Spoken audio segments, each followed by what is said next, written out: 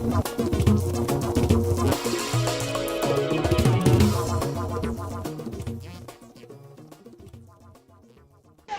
guys, we're just outside the home office. That's Marsham Road Street, sorry. And we're here with, well, it's just an emergency vigil. And this one's actually Jonathan Bartley, co-leader of the Green Party. So what can you say about what's happening today? Well, I'm here down supporting the students who are protesting about the detention, indefinite detention that we have in this country. And not a lot of people are aware of it. You know, it's staggering, but we are the worst in Europe for this. We detain refugees and asylum seekers indefinitely in this country. We're the only country in Europe that does it. About a week ago, I was at a detention centre. I was talking with those people who've been detained, and I was just hearing story after story after story of abuse. These are people, remember, who are fleeing persecution. They're fleeing torture. I spoke to one man who was a Kurd, and he'd been electric shocked for about a week in Turkey. From Turkey.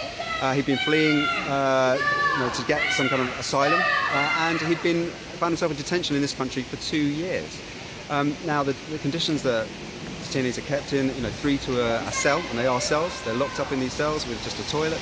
I was hearing stories of real mental torture because they're not told often why they've suddenly been detained, or indeed how long they're going to be there. So some people, there are I think 8 people that have been in over 5 years in indefinite detention.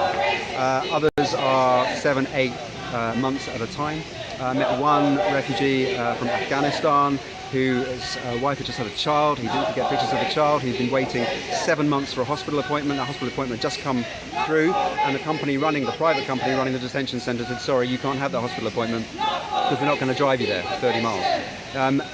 I heard stories of people with broken limbs, had been taken to a hospital to be, to have their bones fixed, and then had been shut away in detention until their bones had healed.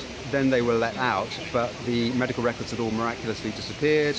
The asylum seeker couldn't remember the hospital he'd been in, and the company running the detention centre forgot, conveniently, or denied they'd ever been in hospital, or that this had ever happened. I mean, this is shocking.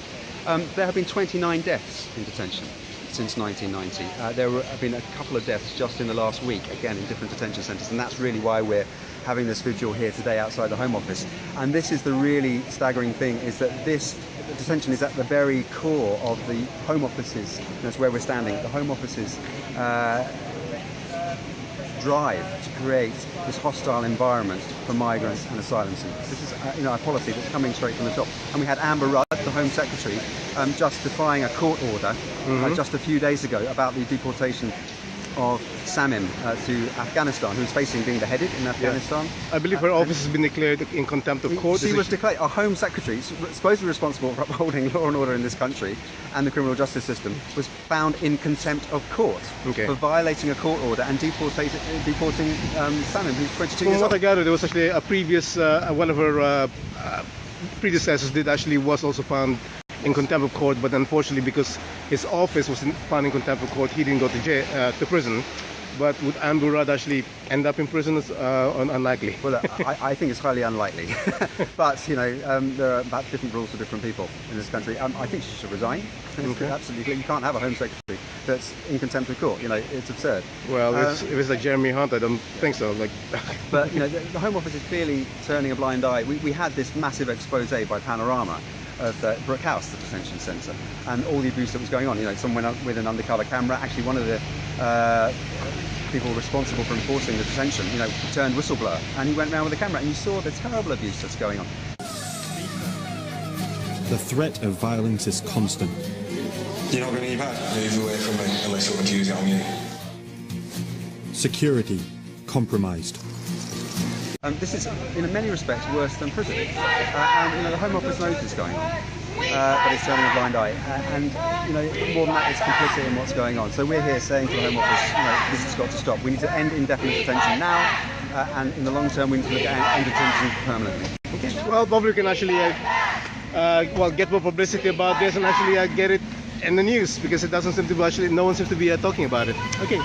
Thank you very much. Okay, thank you guys. This is actually Jonathan Bartley, Green Party, as at the Home Office, and there's a vigil here until about for another hour. So come down, please. Peace out.